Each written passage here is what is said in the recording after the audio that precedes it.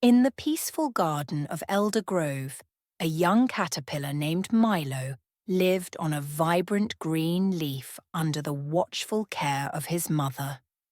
The garden was filled with colourful flowers, tall trees, and the soft buzzing of bees dancing from bloom to bloom. Milo enjoyed the warmth of the sun as it peeked through the leaves, providing a gentle hug from the sky. Every morning Milo would see butterflies fluttering around, their wings like painted rainbows. "Wow, I wish I could fly like them," Milo sighed, gazing dreamily at a butterfly that danced gracefully among the flowers. "Milo, dear," his mother gently spoke, "one day you will. But for now, enjoy your time as a caterpillar." "I can't wait that long," Milo exclaimed, his eyes wide with longing. "There's so much to see, so much to do out there." Patience, thought Milo's mother, is something all must learn. She nestled Milo closer, whispering softly, "In time, you will find your wings. Remember, every creature has its own path." But Milo found it hard to listen. His thoughts were full of skies to explore and mysteries to unravel. As the days went by, Milo's impatience grew. Watching the other creatures of the garden exploring, he felt left behind. "Why must I wait? I want to fly now," he muttered to himself, fidgeting around the edges of his leaf.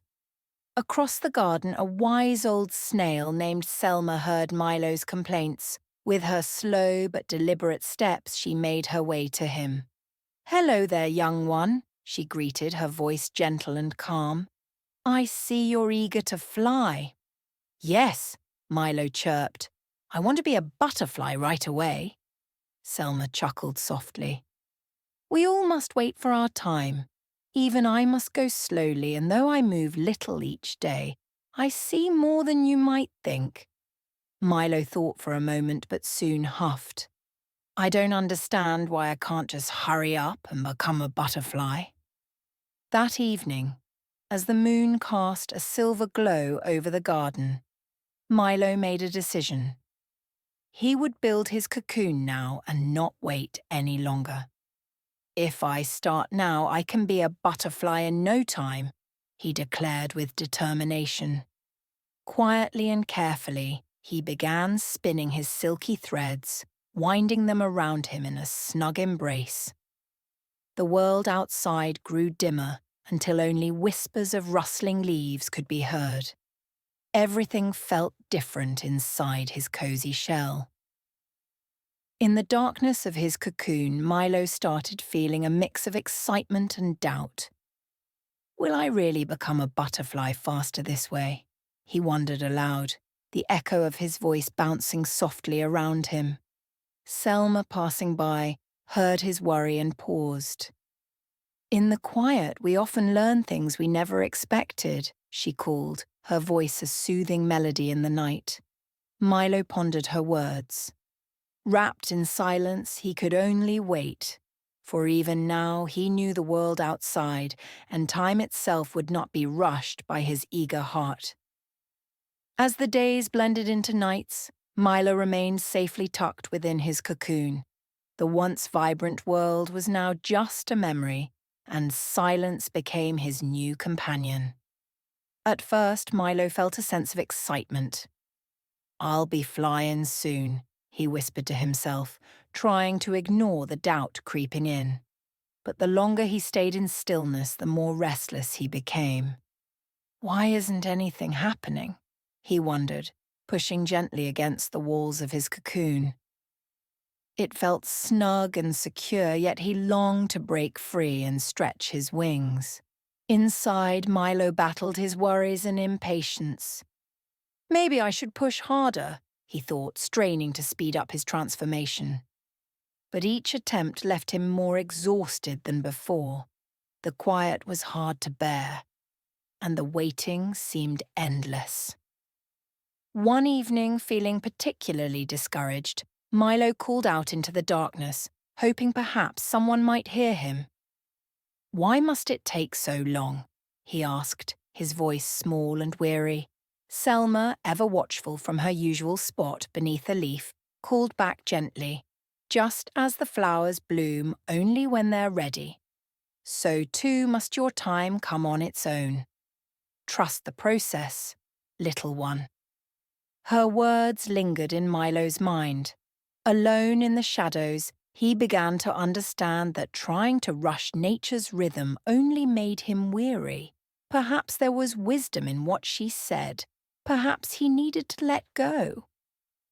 With a deep breath, Milo relaxed into his cocoon, allowing the quiet to soothe his worries. Slowly, he started to appreciate the rest and calm, feeling the subtle shifts and changes happening quietly within him. Time passed, and with each day Milo felt different. There was a stirring, a gentle energy that filled him. He began to realize that what was happening couldn't be forced. It needed time, trust, and patience. Perhaps, Milo mused with newfound calmness, flying when I'm truly ready will be worth the wait. His heart softened, and slowly, inside his cocoon, he began to let go of his impatience, surrendering to the natural flow. As the sun rose over Eldergrove, its warm rays gently kissed the surface of Milo's cocoon. Inside, Milo awakened to a curious sensation. The change he had once hurried was now coming to fruition. It felt as though an unexpected but welcome music played softly around him, guiding him toward something new. With renewed strength and trust, Milo began to push against the walls of his cocoon, not with urgency but with hope. He could feel them giving way, heralding the moment he had been waiting for. Bit by bit, the cocoon parted, allowing light to spill in and embrace him. His emergence was slow, deliberate, and filled with wonder. As he wriggled free, Milo found himself in the golden light of morning. He paused, letting the sunlight warm his damp wings, colours bursting forth in patterns he had never imagined. Crouching on a nearby branch, Selma watched him intently. "You did it, Milo," she said, her voice beaming with joy, "and see how magnificent you are now." Milo looked at his wings, vibrant and splendid, and felt a stir of happiness.